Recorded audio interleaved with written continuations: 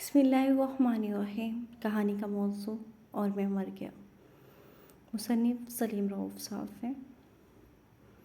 میرا بچپن نادانیوں میں گزر گیا۔ جب سے ہوش سنبھالا اپنے بڑوں کی طرح دنیا کے پیچھے بھاگتا رہا۔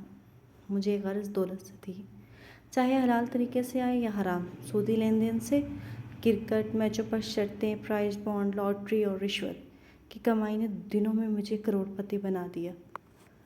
اتنی دولت اکٹھی کی کہ خود مجھے اندازہ نہیں۔ ہر قسم کا نیا فیشن میرے گھر میں آتا، ڈیک ٹی وی، VCR، ڈھیر ساری فلمیں، ڈش۔ غرض ایسی کوئی نحوست نہ تھی جو میرے گھر میں موجود نہ ہو۔ رات کو فیملی سمیت کم از کم ایک فلم دیکھ کر سونا ہر روز کا معمول تھا۔ جب کوئی مہمان گھر آتا میں بڑے فخر سے چھوٹی بیٹی کو آواز دیتا، بیٹی ذرا انکل اور آنٹی کو ڈانس تو کر کے دکھاؤ، کہ میں بہت ماہر تھے۔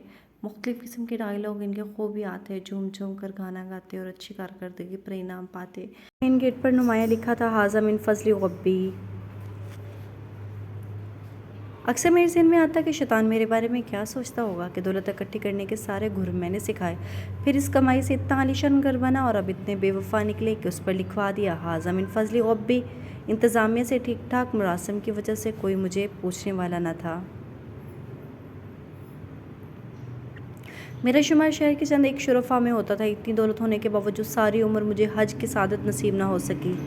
لیکن اکثر لوگ مجھے حاجی صاحب کہہ کر پکارتے۔ میرے ہاں اکثر مجمع سا لگا رہتا تھا۔ اونچی آواز میں ایک دوسرے کو گالیاں دینا تو عام معمول تھا۔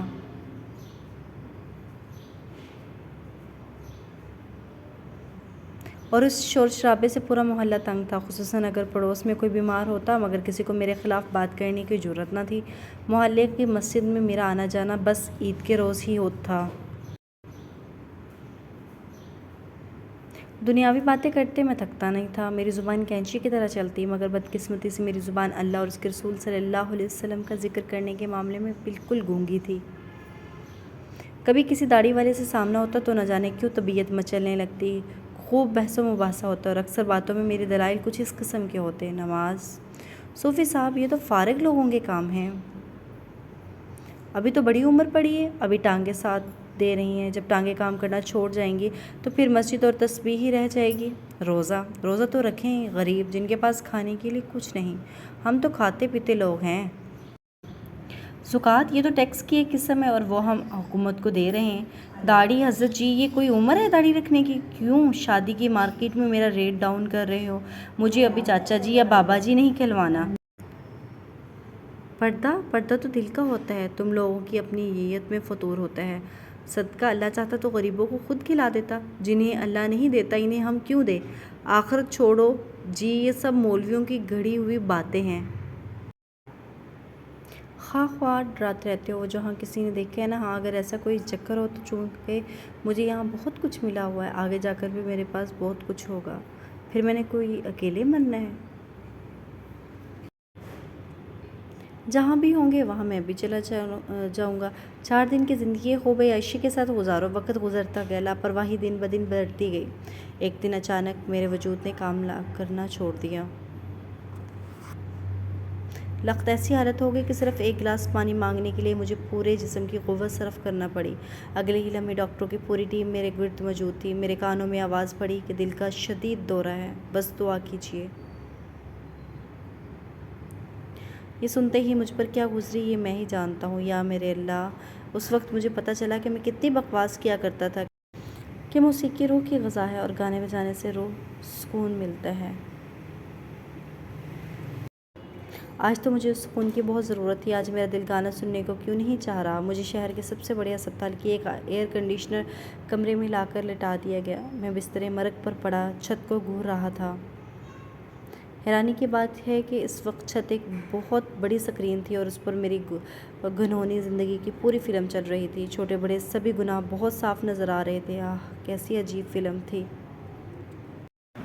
میں گناہ کرتا تو دروازے بند کر لیتے کہ کوئی دیکھ نہ لے۔ افسوس یہ نہ سوچا کہ ایک قدرت ایسی بھی ہے جو میری ایک ایک حرکت دیکھ رہی ہے۔ میری بدبختی کے فرش والوں سے مجھے اتنی شرم آتی رہی اور عرش والے سے مجھے کبھی شرم ہی نہ آئی۔ آہ کتنا بے شرم تھا میں اس وقت۔ مجھے احساس ہوا کہ اے بدبخت انسان، اللہ تعالیٰ کی ہستی کس قدر صابر ہے کہ تیرے مسلسل بدعمالیوں اور سیاہ کاریوں پر اس ذات نے کتنا صبر کیا، اور تو ایسا ظالم تھا کہ اتنی مہلت دیے جانے کے باوجود اپنی جان پر ظلم کرتا رہا۔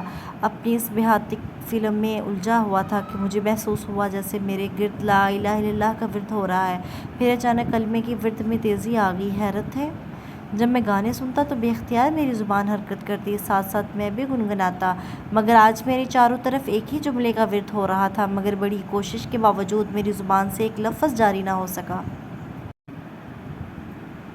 مجھے محسوس ہوا جیسے مجھے ابلتی ہوئی دیگ میں ڈال دیا گیا ہو، جیسے تلوار میرے جسم کے ٹکڑے کرنا شروع کر دیے گئے ہوں، جیسے زندہ بکری کی کھال اتاری جا رہی ہے۔